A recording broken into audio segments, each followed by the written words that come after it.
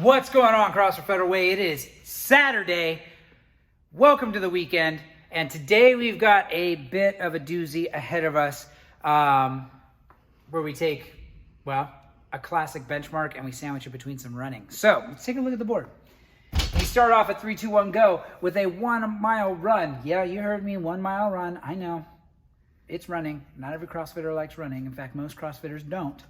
But vital stimulus and something we can all do when we're stuck at home. So we're running 1 mile. As soon as I get back from my 1 mile run, I'm going immediately into Diane, which Diane is a classic benchmark.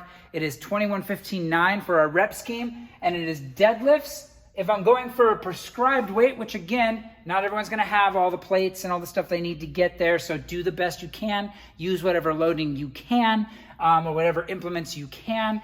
This piece in the middle should be pretty quick. So depending, I want to say your average Diane time is anywhere from like 7 to 10 minutes, maybe 11 minutes. Let's say 7 to 12. Let's give that a good range. So this shouldn't be that long of a piece in the middle. Depends on your proficiency at your deadlifts and your handstand push-ups. But we're going deadlifts at 225 for guys, 155 for the ladies, and then handstand push-ups. So we will talk about our scale options and everything there for these things. I know the deadlifts, we did deadlifts on Thursday, on Thanksgiving. So with that, usually we wait a little bit longer before we program something, but considering the deadlifts on Thanksgiving were 95 pounds and really more annoying and not so much a heavy weight or anything else like that, our posterior chain should feel okay moving some weight today if we have the option to do so. Now, the handstand push-ups, we'll talk about our scale options for those as well, because there's lots of them and lots of things you can do, whether you have equipment or not, or you have the ability to kick up and get upside down and get inverted or not. So then as soon as we are done with Diane, we go right back out the door and we run 1 mile again. Yeah, again, cool. But anyway, all of this is going to be done 4 times. Your score today, total amount of time it takes you to finish both miles and Diane in the middle. If you really want to track your Diane time, I'll leave that up to you guys. But taking note of what time you came in the door when you finish your mile, what time you go out the door for your second mile, it's not going to be the same as doing Diane fresh. Why? Because you've got a whole lot of work in front of you before you get to Diane. And a lot of people are going to pace the run, maybe pace Diane a little bit more, and then pace the run again, unless you're really just trying to like go hard in the paint on all of it. Either way, consistency here is going to be the key. If you can stay consistent, if you can keep moving, if you can find a pace and a rhythm that allows you to just keep chugging away, whether that's keep running on your mile run or keep moving the bar or keep moving your body on those handstand push-ups or deadlifts, that's going to result in a faster time. If you go out like a bat out of hell on your mile run and you run a 5:49 mile and then you come back in and try to do Diane, you might find that that doesn't exactly equate to you feeling very good when you start moving that barbell. So we want to consider the fact that this 1 mile run, you're going to feel real warm by the time you get back and ready for those deadlifts. But keep in mind, it is a different workout sandwiched between 2 runs than it is just doing Diane by itself. So let's go talk about our movement standards. Now, running is running. Just move your feet and cover the distance. But when we get to the deadlifts, same idea as what we talked about on Thursday. I'm going to establish getting close to the bar. These are conventional deadlifts. So I'm about hip width distance with my feet. I'm gonna grab onto the bar wide enough with my arms that my knees have room.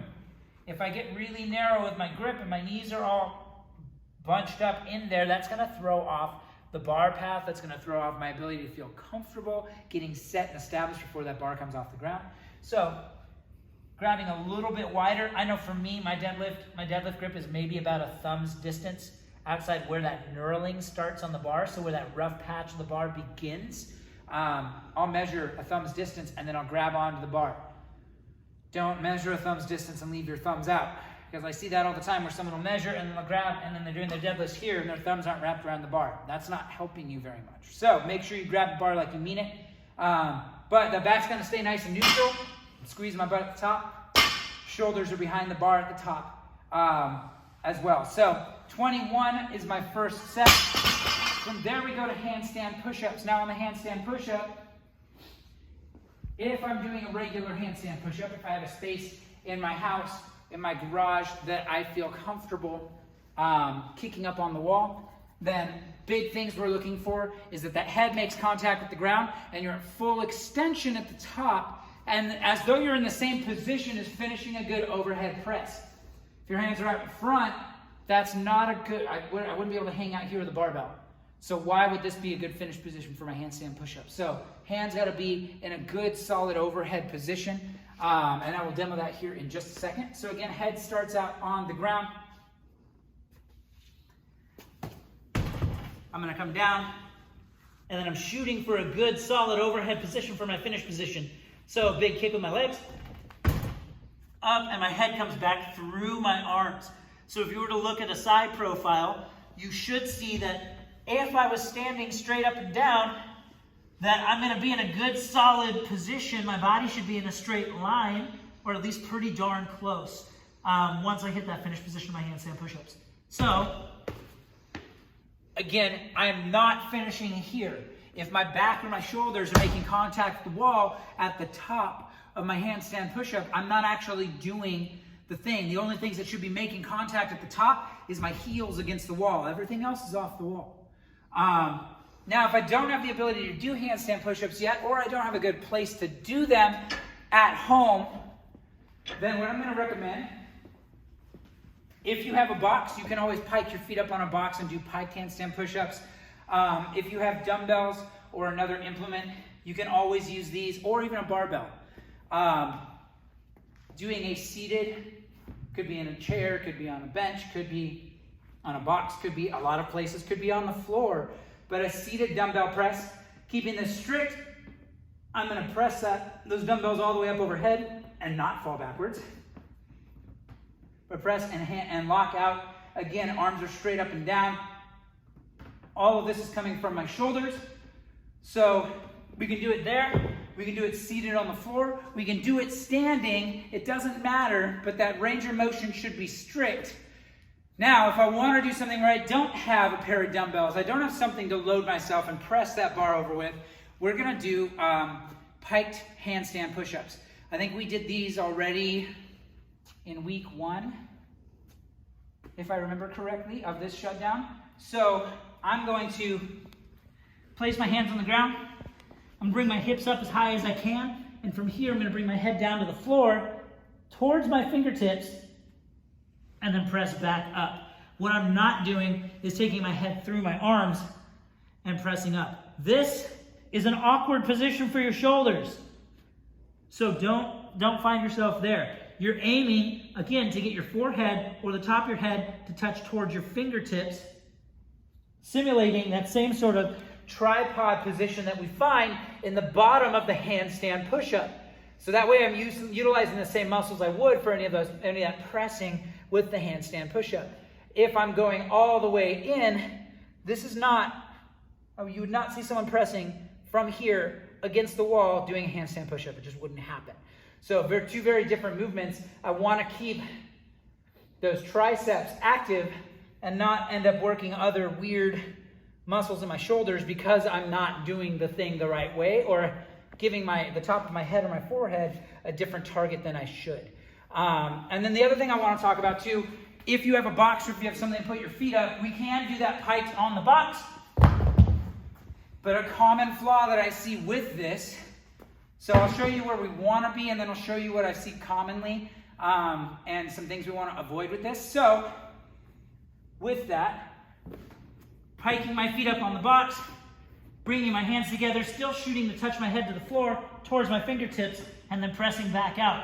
What I commonly see, people don't pike their hips and then they come out this way and they do these weird awkward push-ups out here. It's not the same thing. It might be an elevated push-up that's challenging certain things, but again, we're trying to simulate a handstand push-up. If what you're doing is not a motion that you would do performing an actual handstand push-up, then I would ask you the question of why are we doing it? We're trying to create similar stimulus by creating scaled options. So again, that idea of If I have both my hands on the floor, my target is right here.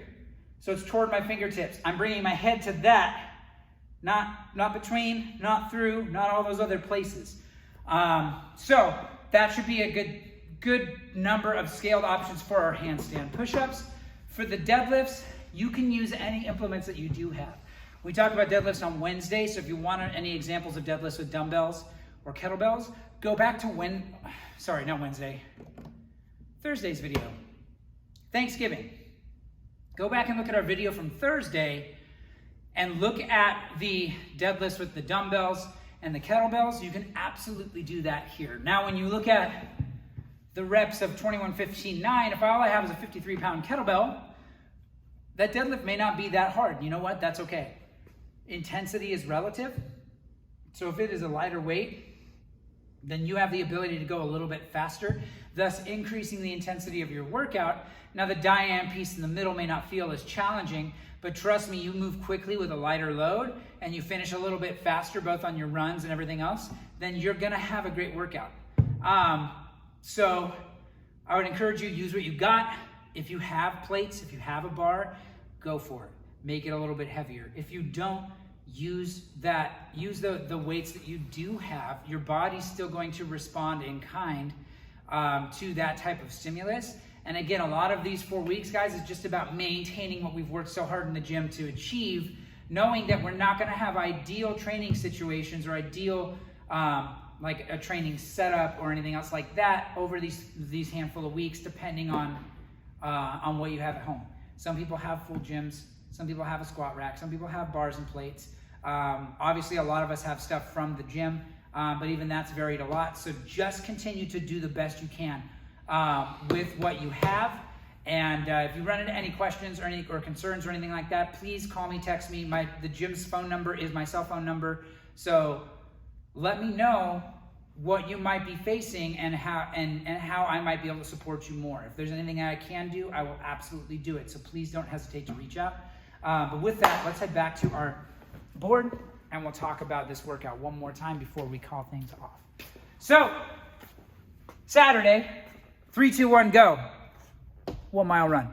Come inside, immediately into Diane, 21, 15, 9 of deadlifts and handstand push-ups. So that would be 21 deadlifts, 225 for guys, 155 for the ladies, 21 handstand push-ups, 15, 15, 9, 9. Out the door one more time for a 1 mile run. I come right back in the door and that is my time. Cool. Should be a good time. Hopefully the weather holds up and it isn't raining. A little bit chilly outside is totally fine as far as running goes. But I know when it's cold and wet, that can be a challenge. But the reality is, it's only a small portion of our day. Just get out there, keep moving. It's gonna be great. You're gonna feel good about yourself when you're done with this. So keep moving. Again, total time is our score. We're not scoring the miles individually. We're not scoring Diane individually. If you wanna track those things, you can. But for the overall score, as far as what would normally go on the whiteboard, just total time.